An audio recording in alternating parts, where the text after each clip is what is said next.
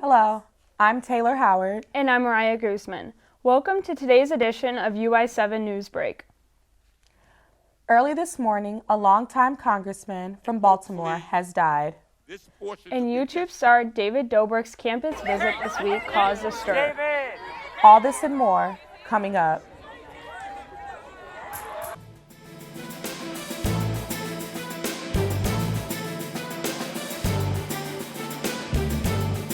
From the Richmond Journalism Teaching Studio at the University of Illinois campus, this is your UI7 Newsbreak. There is breaking news this morning. Representative Elijah Cummings has died after suffering from long-standing health complications. The House Democrat represented Maryland's 7th Congressional District for 23 years. He served as the House Oversight Committee chairman, where he oversaw several hearings within the U.S. government, including bringing President Trump's former lawyer, Michael Cohen, to testify against his former employer. Cummings also attempted to keep peace in the streets of Baltimore after the murder of Freddie Gray in 2015. He died at around 2:30 this morning at Gilchrist Hospice Care in Baltimore. Representative Elijah Cummings dead at the age of 68. While many students were attending class on Tuesday, an oil spill drill was practiced to ensure future safety for the university area. The Division of Public Safety, along with the Champaign Fire Department, conducted a spill contaminant exercise. A green dye was placed in the storm drains near the university's oil storage tanks on South Oak Street. This stimulated an oil spill from the fuel farm. This exercise required annually by the U.S. Environmental Protection Agency. A Champaign Fire Department engineer tells us more about why the drill is important. There are actually 3 different fire departments here today participating in the drill to make sure that everyone knows what we're doing, what everyone's specific role is, and how we're going to mesh together into one effective working force should an accidental release of one of these hazardous materials happen. The city of Urbana also has safety in mind. Urbana warns residents about a new phishing scam pretending to be a GoFundMe campaign. The fake emails sent out to community members claimed to be raising money for a child's hospital recovery, but really intended to steal the recipient's information. After clicking the link, users were directed to a fraudulent PayPal account. Always be cautious of the contents of emails and never give out personal or financial information to anyone without confirming that they are legitimate. Carol Mitten, a city administrator, says that Urbana does not officially sponsor fundraising for non-city events. It's time for homecoming week at the University of Illinois. The 109th celebration kicked off on Monday with a huge party on the main quad. Students rolled through the quad as the fun started for the night. The university provided different entertainment for everyone on the main quad at 5 p.m. on Monday as the first part of homecoming celebrations.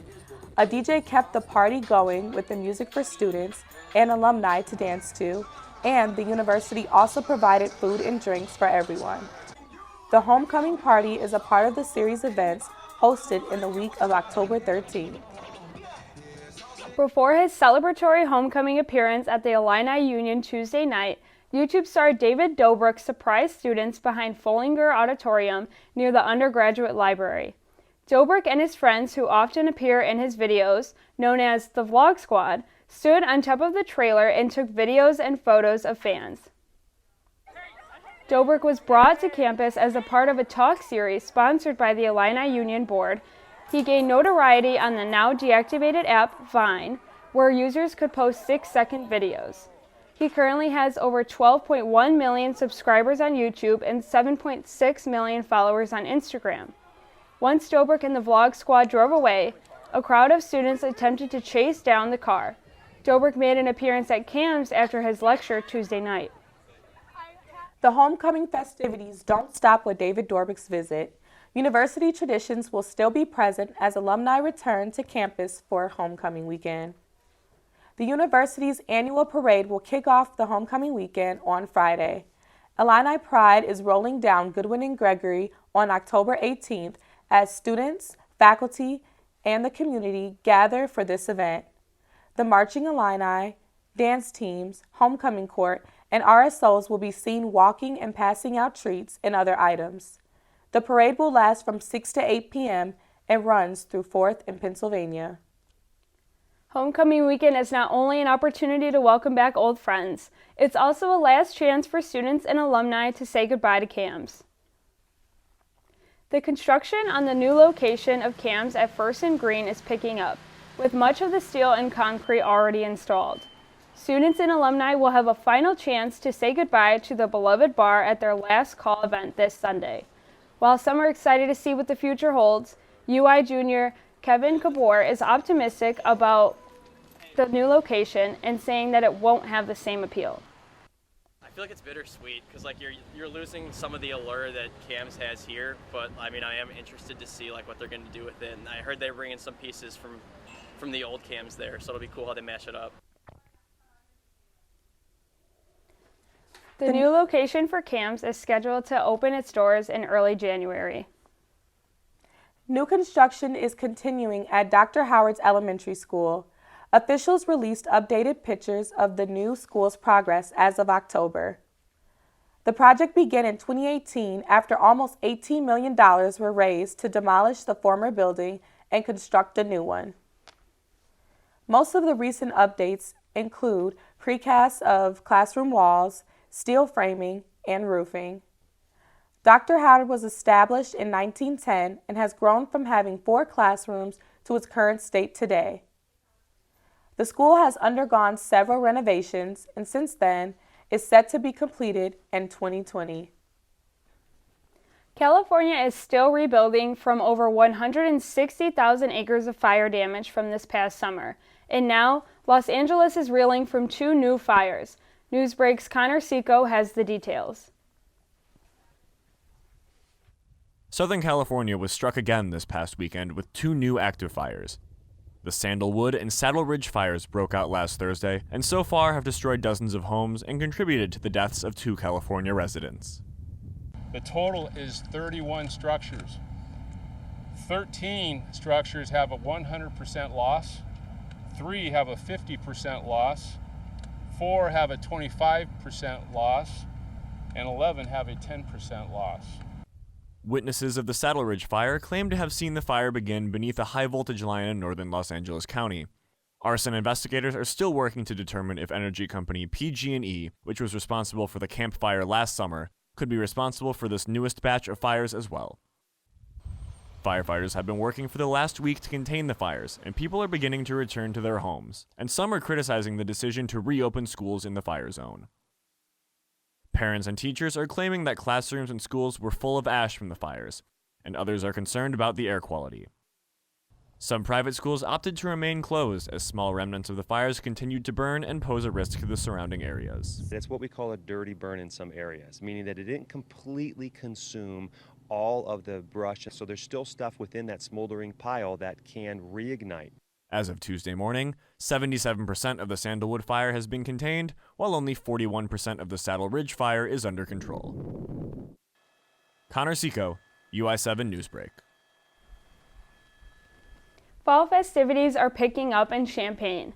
Armani Baker will tell us more about the fun that she had at this weekend's Flannel Fest. Thanks, Mariah. Although it was a bit rainy and cold outside, that did not stop the excitement at this year's Flannel Fest in Hessel Park. Beginning with a professional lumberjack show and ending with a mustache competition, families enjoyed being on stage together and showing off their mustaches. Began with a lumberjack show, where families witnessed a performance like no other. Professional lumberjack Andrew O'Connell gives a show that includes a rabbit being carved out of wood, an axe throwing competition, and much more. It's being in front of the crowd and getting them all jacked up and showing them something that most people have never seen before. That's a lot of fun. As wood continued to get trimmed, the night progressed with a bit of friendly competition. Some crafted and some natural. Contestants show off their mustaches on stage. Beard and a mustache. With a lot of confidence and fun, Tim Height and grandson participated in the mustache contest. Oh, it's great. Actually, we just have a ball together all the time, just doing stuff together, silly stuff. So anything we can do silly.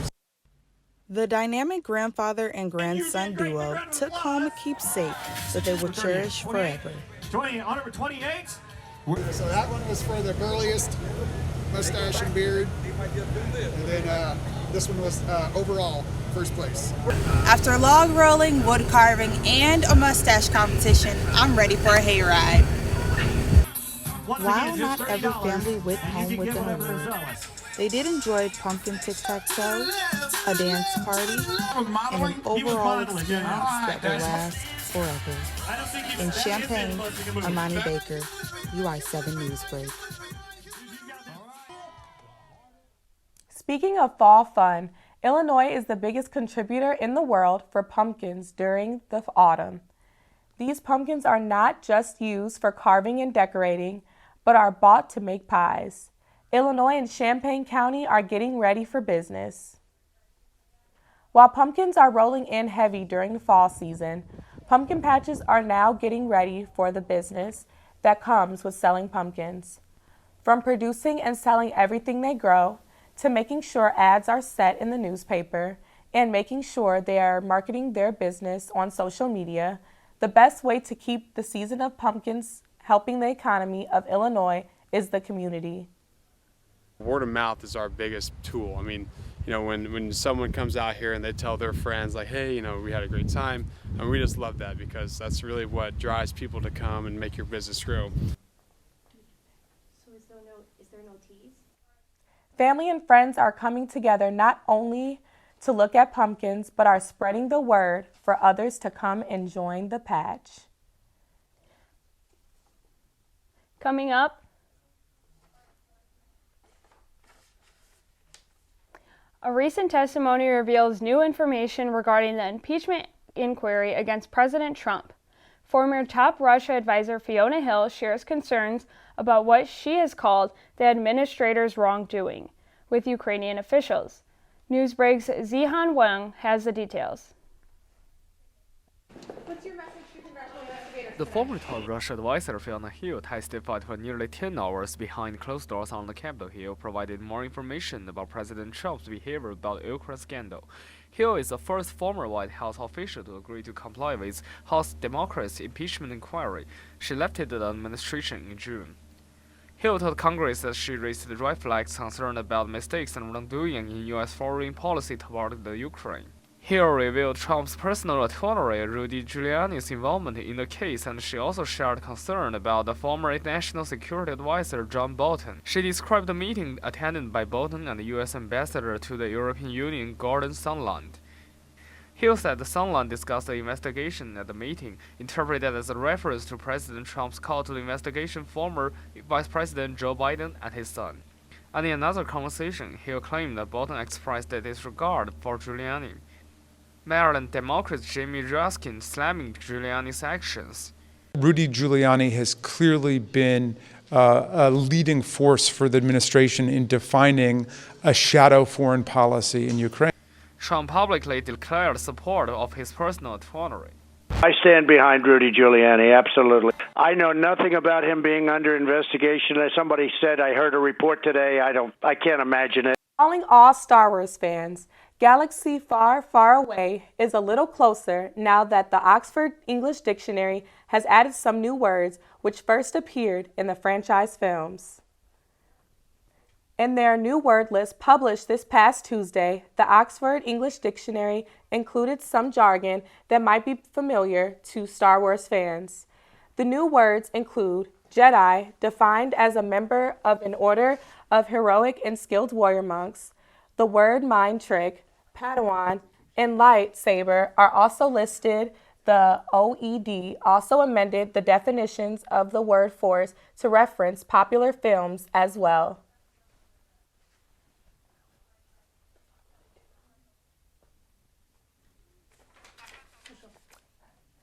So we have wrapped up our show, and please be sure to follow us on Facebook. Or see more of our stories on our YouTube page. And that's all the time we have for now in this edition of UI7 Newsbreak. Thanks for watching and have a great day.